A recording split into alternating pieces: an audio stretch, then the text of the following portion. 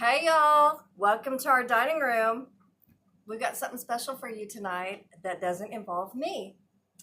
It involves our one and only Big Mike Maish, hashtag Shane, hashtag Hoppy.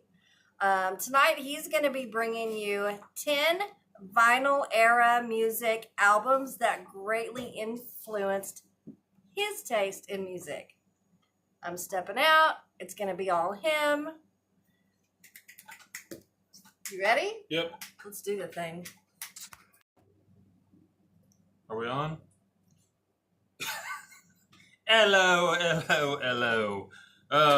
So this is kind of a thing that's going around on Facebook and Twitter and different social media sites. Somebody tags you, a friend or not a confidant, a friend or an acquaintance, something like that. And so it's something that's going around, and one of our friends tagged us in it on Facebook, on Amy's Facebook. Shout out Kelly. And shout out Kelly Williams. So these, one thing I'm gonna kind of preface this a little bit. What I tried to do here, because picking out 10 albums is hard. I'm gonna pick 10, and you go through. I'm 48 years old, and so you start going back in time. How do you pick 10? So really what I try to do is, and there's stuff not represented, like I think all modern music is influenced by the blues. I don't have any blues albums in here. What I did was albums that have kind of like stuck with me, like as a child, and then in my teenage years, and there's reasons, for different albums. And so I was born in 1971. I think my first album is Neil Young Harvest, 1970. And then my last album is like 88. So it was pretty much my formative years. But with all that being said, I'm just going to kind of take off here. But the first one is, like I said, Neil Young Harvest. We were just listening to it, and Amy was like, this is too mellow. And it is a very mellow album. But there's such great songs. I mean, it's folksy. But Harvest, Heart of Gold, Old Man, Alabama. I mean, this is a great album. Like I said, if you're a fan of kind of the 60s, kind of the whole Laurel Canyon thing in California, you gotta love Neil Young. And Harvest, in my opinion, I wouldn't say it's his best album, but it's definitely up there. So that's number one. And by the way, these are like in chronological order by year as we kind of start in the 70s and move forward. Next one was a big album for me personally. Elton John, Goodbye Yellow Brick Road. Another one that's just, it's a quintessential album for your collection. But I just remember being a kid and just listening to Benny and the Jets over and over. And like to this day, I'll put on this album and I'll play Benny and the Jets. Right, babe? Benny and the Jets. I will play Benny and the Jets, and it just takes me back. I was young. I was 3 or 4 years old, but I just remember Benny and the Jets, and I remember the album. And a matter of fact, the funny thing is this is actually that album. This is a family album that's kind of an heirloom that got passed down, and I have it. And so this is that album I was hearing 40 something years ago. I think we have a lot of heirlooms. We do. Next one. Led Zeppelin. I'm a big Led Zeppelin fan. I think Zeppelin's kind of one of those bands you either are or you aren't. I got a glare there. This one here, Physical Graffiti, 1975, I believe. This is a double album. This one's just, to me, it's rock, it's folk. It's got everything in it. I mean, it speeds you up, it slows you down. Brahmrar, Down by the Seaside, In the Light, 10 Years Gone. And then you've got Kashmir, which I think Kashmir is their best song they ever made. It's epic. It's a journey. just an incredible song. And so this is my favorite Led Zeppelin album, and it's just stuck with me through the years. I'll listen to different pieces of it, and I'll kind of zero in on different pieces of it as time goes by. You know, for a year I'll listen to these 3 songs on there, and then I'll switch and I'll kind of be into these other songs. But I'm a big Led Zeppelin fan. Their best album, Physical Graffiti, in my opinion. Next one needs no introduction. You guys can probably tell what it is just by the cover. The Eagles, Hotel California. Another great album, great musicians. Probably, I shouldn't say probably, definitely their most popular album of all time. One of the most popular albums of all time. But the reason I put this one in there is I remember being a kid. I remember being maybe 9, 10 years old, and my parents had a copy of this album, and I just remember it, aside from the music, which I thought the music was great, it was mysterious to me. The cover was mysterious, the inside here, the party, which obviously there's a lot of history. People have a lot of speculations about what's going on in this photograph and what's happening. Stab it with their steely knives, but you just can't kill the beast. Just a lot of stuff going on. But I included this in my list because I distinctly remember just being freaked out by the album itself. I was a kid, I was impressionable, and the music was good, and it stuck with me. But it was the album art that really just captivated me and almost scared me a little bit. It's almost like the awe of adult life. The awe of there's a hotel, but it's a sunset. It's eerie. It's mysterious. There's an air of mystery to it. But man, what a great album this is. Next one, to me, this is a classic. Loverboy, Get Lucky. I remember hearing this album, and this is an album I remember hearing straight through because there's so many big songs on it. Working for the Weekend, When It's Over, Lucky Ones, Take Me to the Top. I mean, it's just, aside from that, going back again, the album art, it's just memorable album art. If you haven't seen this album cover and you're above the age of 3, there's probably something wrong because this is out there and it's just notorious. But I remember hearing this album when I was younger, and it was kind of in that, I was probably around 10 years old in 1980, 81, in that movement from disco to pop, and that's where they were. And just a lot of good memories. And this is when we started our vinyl collection. This was kind of the first albums that I was like, I have got to get lucky. I've got it. Everybody's Working for the Weekend is timeless. A lot of time. It is timeless. Working for the Weekend, timeless song. Back then and even now, people they work for the weekend. That's right. I mean, we do. We work for the weekend. Amy and I do. I mean, whether that's right or wrong or sad or not, it's what it is. Next album, I try not to do greatest hits albums, but Queen Greatest Hits. This is an album that I actually bought with my own money. I think it was probably 1981, so I would have been 10. I bought this album with my own money. A big reason is because I had already bought The Game, which had Another One Bites the Dust on it. But this had the Flash Gordon soundtrack. And what's really funny about this album is... Not that actual one, right? Yeah, this actual one. You've had this actual album since you probably can't see it, but in here, I actually scratched at some point, Queen Sucks. And it's still there.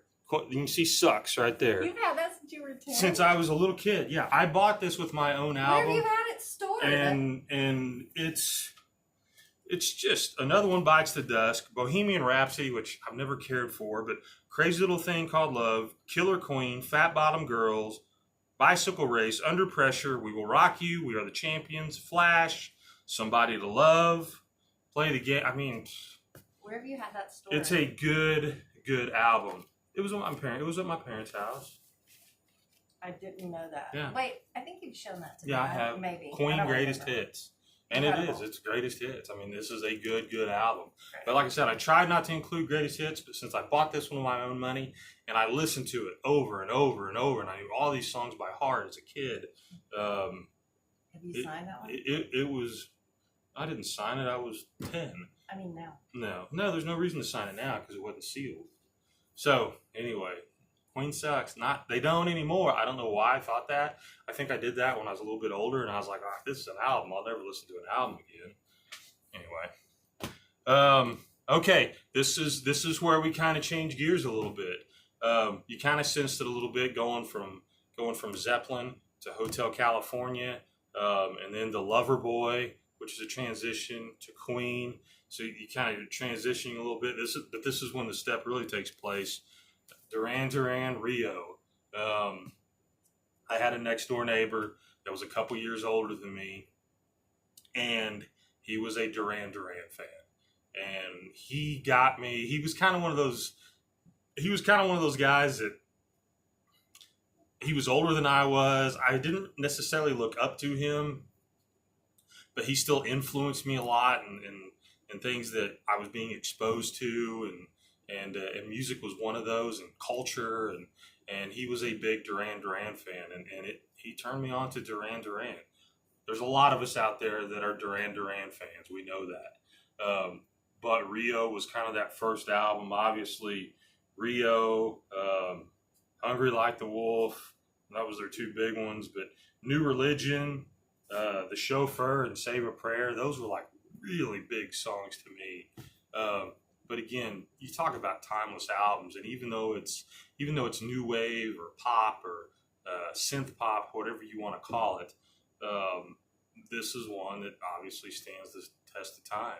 And so it was one that really started influencing me in the early 80s and what I was listening to as that new wave movement was coming into play. One thing I do want, there's a couple albums here that I did leave out. One, I don't know why I couldn't find it, but John Lennon, Yoko Ono, Double Fantasy. I couldn't find that one, and that one was big for me because I just listened to it a lot. I have like 3 copies of it, and I couldn't find any of them tonight. So that's one that I did leave out. But we do make another little bit of a jump here, going from the early 80s. Actually, I'm missing one, but that's okay. So we go from basically what I remember being kind of 6th, 7th grade, maybe 8th grade for me, and then jumping up to like my sophomore year in college, my sophomore year in high school. And this one, again, we take another step forward, the Cult, Electric. This is one that I ended up with this tape by accident.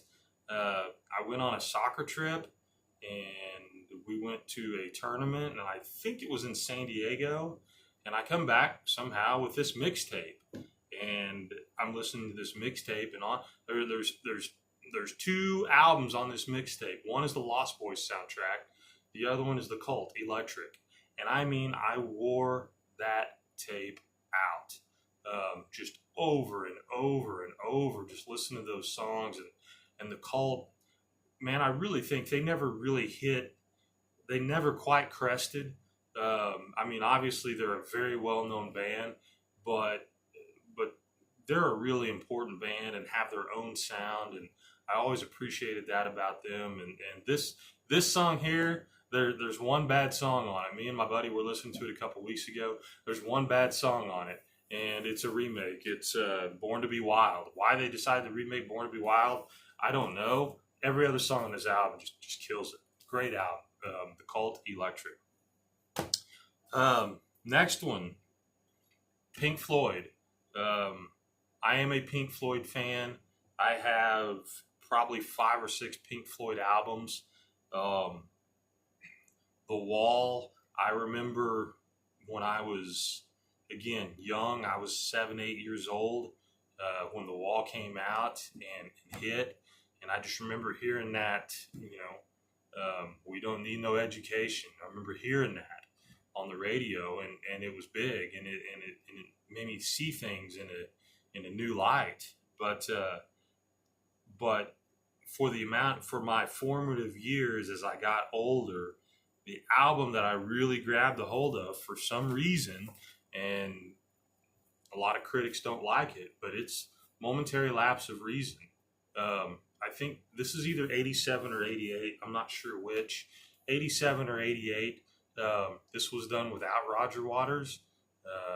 This was predominantly a David Gilmour driven album, but I bought the cassette. I didn't buy the album at the time, but I bought the cassette, and it's one I wore it out. I wore that cassette out. Learning to Fly was the big hit off of this album, but there's really not a weak song. It's kind of a journey. You start on one side, you work yourself through side one all the way through side two, and it's a journey.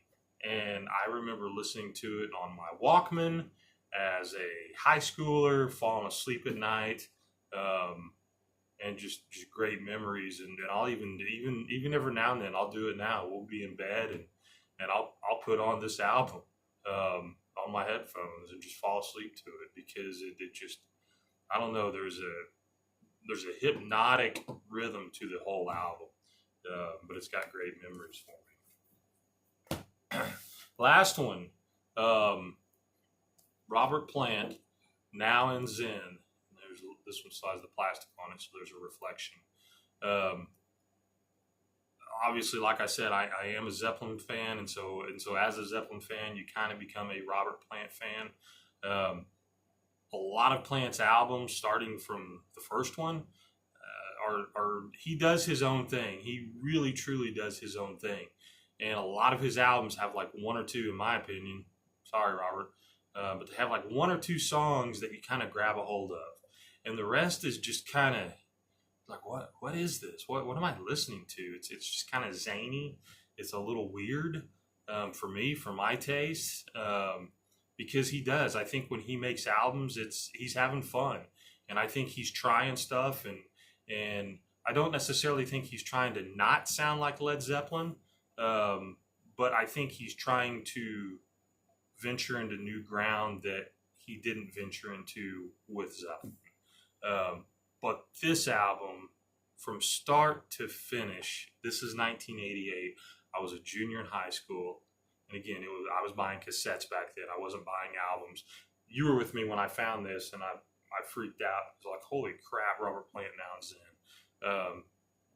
Which that was like 2 years ago. But since then, I've found like 3 or 4 other copies. And it's one that I'll always buy. If I find a copy, I'll usually buy it. But top to bottom, I mean, from the first song to the last, this album is good. It's a great album. I think I actually saw this. He went on tour for this album. And I've seen him 5 times, but I think I saw this actual tour. So other than that, that's it. These are, like I said, to try to narrow it to 10 is virtually impossible. So what you end up doing is kind of grabbing 10 that you remember had some significance. As far as, hey, I remember buying that tape, and I bought it at Kmart, and I opened it up and I listened to it, and it kind of took me through my sophomore year or something like that. There's other albums I had kind of set aside, like going into my college years and the early 90s and what I was listening to then, and I didn't pull those out just because I was kind of trying to focus more on I really wanted to focus on early, and like I said, there's a lot of stuff I'm missing here, so 10's very difficult, but add your comments and whatnot below. You have anything? We're at 18:53 right now. I'll turn it over to the boss. I think the only thing I would say is that was Shane's top 10 vinyl from his era.